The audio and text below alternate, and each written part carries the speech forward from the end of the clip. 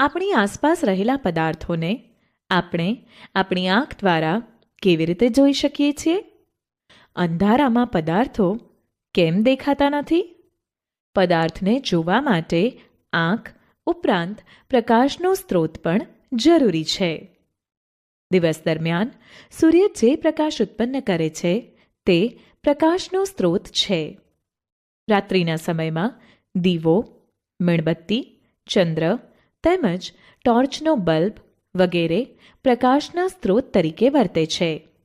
જ્યારે પ્રકાશના સ્ત્રોતમાંથી ફેલાતો પ્રકાશ પદાર્થો પર પડીને આપણી આંખ સુધી પહોંચે છે ત્યારે જ આ પદાર્થો આપણને દેખાય છે. જે પદાર્થની આરપાર જરા પણ જોઈ શકાય નહીં તેમને અપારદર્શક પદાર્થ કહેવાય. જે પદાર્થ પોતાની આરપાર પ્રકાશને પસાર થવા દે છે તેને પારદર્શક પદાર્થ કહેવાય. જે પદાર્થની આરપાર સ્પષ્ટ જોઈ શકાતું ન હોય તેને પારભાસક પદાર્થ કહેવાય. પ્રવૃત્તિ 1. કોઈ પણ પદાર્થ પ્રકાશને પસાર થવા દે છે અથવા દેતો નથી તે માટે પદાર્થનું અવલોકન કરવા પદાર્થને પ્રકાશિત વસ્તુ તથા તમારી આંખની વચ્ચે ગોઠવો. કોષ્ટકમાં આપેલા પદાર્થો માટેના અવલોકનો તમે જાતે ચકાસીને લખો. પ્રવૃત્તિ 2. પ્રવૃત્તિ 1માંના અપારદર્શક પદાર્થો જેવા કે પેન્સિલ, રબરનો દડો, પેનને જમીનથી ઊંચે સૂર્યપ્રકાશમાં વારાફરતી પકડી રાખો. તમને જમીન પર વસ્તુના આકારનો ઘેરો ભાગ જોવા મળશે જેને વસ્તુનો પડછાયો કહે છે. હવે જમીન પર કાગળનો ટુકડો મૂકીને થોડીક ઊંચાઈએ અપારદર્શક પદાર્થ પકડી રાખતા તેનો પડછાયો કાગળના ટુકડા પર પડે છે. તમારા મિત્રની મદદથી પડછાયાની બહારની રેખા અંકિત કરો. હવે જુદી જુદી વસ્તુઓના આવા પડછાયા રેખાચિત્રોને બતાવીને આ રેખાચિત્રો બીજા મિત્રોને બતાવીને તે પરથી તેમને વસ્તુઓને ઓળખવાનું કહો. શું તેઓ પદાર્થોને પડછાયા પરથી સાચી રીતે ઓળખી શકે છે? પડછાયા જોવા માટે આપણને 3 વસ્તુની આવશ્યકતા છે. 1. પ્રકાશનો સ્ત્રોત. 2. અપારદર્શક પદાર્થ. 3. પડદો. સાંજના સમયે તમારા થોડા મિત્રો સાથે ખુલ્લા મેદાનમાં જાઓ. સાથે ટોર્ચ અને મોટું કાર્ડબોર્ડ લઈ જાઓ. ખુલ્લા મેદાનમાં મિત્રને થોડે દૂર ઊભો રાખીને તેના ચહેરા પર ટોર્ચ વડે પ્રકાશ પડવા દો. જો મિત્રની પાછળના ભાગમાં કોઈ વૃક્ષ, મકાન કે અન્ય પદાર્થ ન હોય તો તમારા મિત્રનો પડછાયો તમને મળી શકશે નહીં. બીજા મિત્રને તેની પાછળના ભાગમાં કાર્ડબોર્ડ પકડી રાખવાનું કહો. કાર્ડબોર્ડ પર હવે તમને તમારા મિત્રનો પડછાયો મળશે. રોજબરોજની જિંદગીમાં મેદાન, રૂમની દિવાલો, ઇમારતો કે બીજી સપાટીઓ પડછાયા આપે છે. પડછાયા આપણને પદાર્થના આકાર વિશે હંમેશા સાચી માહિતી આપતા નથી. ઘણીવાર પડછાયા આપણને પદાર્થના આકાર વિશે ગેરમાર્ગે પણ દોરે છે. જે માટે અહીં દર્શાવ્યા મુજબ તમારા હાથ વડે જુદા જુદા પ્રાણીઓના પડછાયા દિવાલ પર મેળવીને ખાતરી કરો. જુઓ કે પ્રાણીઓ ન હોવા છતાં તેમના પડછાયા મળે છે. પ્રવૃત્તિ 4. તડકો હોય તેવા દિવસે શાળાના મેદાનમાં ખુરશી મૂકીને જમીન પર ખુરશીનો પડછાયો જુઓ. તમે જોશો કે પડછાયો ખુરશીના આકારનું ચોક્કસ ચિત્ર બતાવતો નથી. વળી ખુરશીને ગોળ ગોળ ફેરવતા પડછાયાનું કદ તેમજ આકાર પણ બદલાય છે. એક પાતળી નોંધ પોથી તથા લંબચોરસ ખોખું લઈને તે બંનેના પડછાયાઓને બાજુ બાજુમાં પાડીને સરખાવો. તેમના આકારો સમાન જણાતા નથી. રંગીન પદાર્થ તથા રંગીન પુષ્પ લઈને પણ તેમના પડછાયાને જુઓ. તમે જોશો કે રંગીન વસ્તુઓના પડછાયા રંગીન હોતા નથી. હવે લાંબા ખોખાને હાથમાં પકડીને ગોળ ફેરવતા જાઓ. અને તેની દરેક સ્થિતિ વખતે જમીન પર મળતા પડછાયાનું અવલોકન કરો.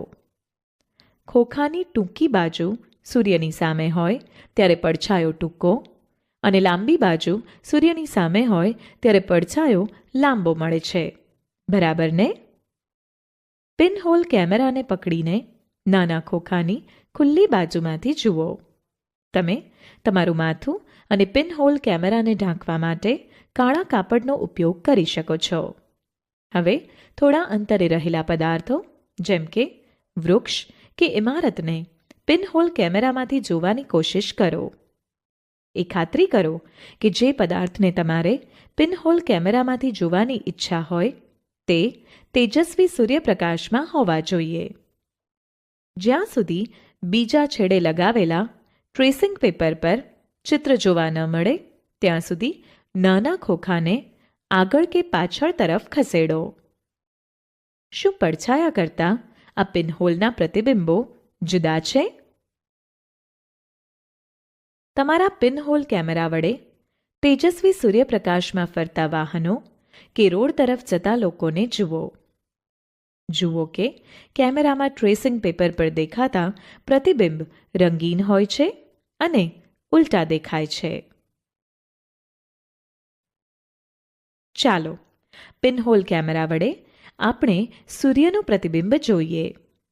આ માટે આપણે થોડીક અલગ પ્રકારની ગોઠવણી જોઈશે. આપણને ફક્ત વચ્ચે છિદ્ર કે પિનહોલ હોય તેવી મોટી કાર્ડબોર્ડની એક શીટ જોઈશે. કાર્ડબોર્ડ શીટને સૂર્યની સામે ઊંચે પકડી રાખો અને તેનો પડછાયો ચોખ્ખા વિસ્તાર પર પડવા દો.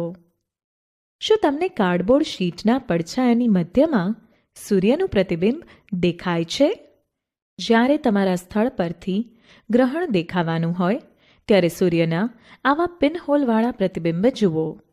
ગ્રહણ થવાનું હોય તે પહેલાં જ સ્પષ્ટ પ્રતિબિંબ મળે તે માટે પિનહોલને ગોઠવી રાખો. ગ્રહણ શરૂ થાય એટલે પ્રતિબિંબને જુઓ. તમે જોશો કે જેવું ગ્રહણ શરૂ થશે એટલે તરત જ સૂર્યના પ્રતિબિંબ ધીમે ધીમે ઘટ્ટ થતું જશે. ક્યારેય પણ સૂર્ય તરફ સીધું જોવું નહીં. તે આંખો માટે સખત રીતે નુકસાનકારક હોઈ શકે છે. કુદરતમાં પણ રસપ્રદ પિનહોલ કેમેરા છે.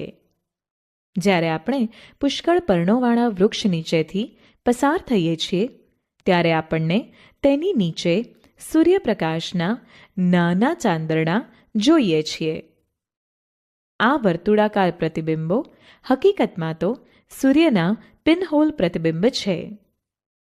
પર્ણો વચ્ચેની જગ્યાઓ પિનહોલ તરીકે વર્તે છે. આ જગ્યાઓ એ બધા જ પ્રકારના અનિયમિત આકાર છે, પણ આપણને સૂર્યનું વર્તુળાકાર પ્રતિબિંબ જ દેખાય છે. હવે ફરીથી ગ્રહણ થાય ત્યારે સૂર્યના પ્રતિબિંબનું સ્થાન નિર્ધારિત કરો. તેમાં ખૂબ જ મજા આવશે. આશરે 3 ફૂટ લાંબી પ્લાસ્ટિકની પાઇપ અને તે જ માપની રબરની નળી લો. રૂમના એક છેડા પર મીણબત્તીને સળગાવીને મૂકો. હવે રૂમના બીજા છેડે ઊભા રહીને પ્રથમ પ્લાસ્ટિકની પાઇપમાંથી મીણબત્તીને જોવાનો પ્રયત્ન કરો. તમને મીણબત્તી દેખાશે જ. હવે પ્લાસ્ટિકની પાઇપને બદલે રબરની નવી પાઇપ લઈને તેમાંથી મીણબત્તી જોવાનો પ્રયત્ન કરો. રબરની પાઇપ વળી જવાથી તમને મીણબત્તી દેખાશે નહીં. આ પરથી સમજી શકાય છે કે પ્રકાશ મહદઅંશે સીધી રેખામાં ગતિ કરે છે. માટે જ જ્યારે અપારદર્શક પદાર્થ પ્રકાશને અટકાવે છે ત્યારે પડછાયો બને છે. આપણા ઘરમાં રહેલા અરીસામાં જ્યારે આપણે જોઈએ છીએ ત્યારે અરીસો આપણા ચહેરાનું પ્રતિબિંબ આપે છે, કારણ કે અરીસો ચહેરા પરથી આવતા પ્રકાશનું પરાવર્તન કરતો હોય છે. પ્રકાશનું પરાવર્તન એ અરીસાનો મુખ્ય ગુણધર્મ છે. તળાવ કે સરોવરના પાણીની સપાટી પણ પ્રકાશનું પરાવર્તન કરતી હોવાથી તેમાં વૃક્ષ, ઇમારત વગેરેના પ્રતિબિંબ મળે છે.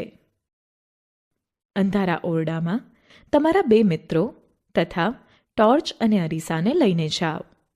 હવે એક ખૂણામાં તમે ટોર્ચ લઈને ઊભા રહો. બીજા ખૂણામાં તમારા એક મિત્રને અરીસો લઈને ઊભા રહેવાનું કહો. બીજા મિત્રને ત્રીજા ખૂણામાં ઊભો રાખો. ટોર્ચ બંધ હોય ત્યારે તમને તમારો ત્રીજો મિત્ર દેખાશે નહીં. ટોર્ચને ચાલુ કરીને તેના પ્રકાશને ત્રીજા મિત્ર તરફ ન લઈ જતા તેને તમારા બીજા મિત્રના હાથમાં રહેલા અરીસા પર આપાત કરો. હવે અરીસાની દિશા સહેજ ફેરવીને એવી રીતે ગોઠવો કે રૂમમાં ત્રીજા મિત્ર પર પ્રકાશનો પટ્ટો પડે. હવે તમને તમારો ત્રીજો મિત્ર સ્પષ્ટ દેખાશે. આમ અરીસો તેના પર પડતા પ્રકાશની દિશા બદલી શકે છે. આકૃતિમાં દર્શાવ્યા મુજબ થર્મોકોલની શીટ પર કાંસકો અને અરીસો ગોઠવો. અરીસા તથા કાંસકા વચ્ચે ઘેરા રંગના કાગળને થર્મોકોલની શીટ પર ગોઠવો. ટોર્ચમાંથી આવતા પ્રકાશને કાંસકામાંથી પસાર થવા દો. જુઓ કે કાંસકામાંથી પસાર થતો પ્રકાશ અને અરીસા વડે પરાવર્તન પામતો પ્રકાશ બંને ભેગા મળીને કેવી સરસ ચોકડીવાળી ડિઝાઇન રચે છે. આમ પ્રકાશની ગતિ કરવાની રીત અને અરીસામાંથી પરાવર્તન થવાની પદ્ધતિ સમજી શકાય છે.